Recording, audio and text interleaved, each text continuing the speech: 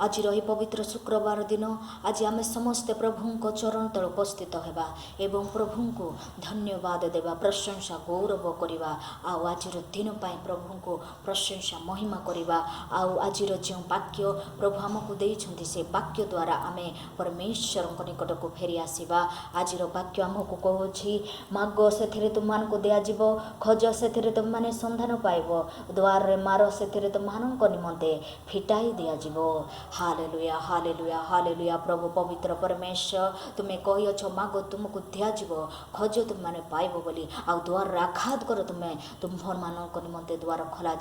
परमेश्वर आम तुम चरणते आसु आम द्वार खोली दियो आम हृदय खोली दियो आम मन प्राण को खोली दियो तुम राज्य प्रवेश करने तुम पथरे चलवाई परमेश्वर जगतर भ्रांत शैतान दुष्टात्मारू आम समस्त परमेश्वर उद्धार पाइबापी सारा जगतर समस्त लोक माने परमेश्वर तुम राज्य प्रवेश करेंगे पापरू समस्ते परमेश्वर तुम निकट को फेरी आसबे निजर पापरू परमेश्वर परिवर्तन हेबे परमेश्वर ताप करेंगे से भाया मन प्राण दियो समस्त को परमेश्वर समस्ते परमेश्वर जो रोगरे जो जो बेमार अच्छा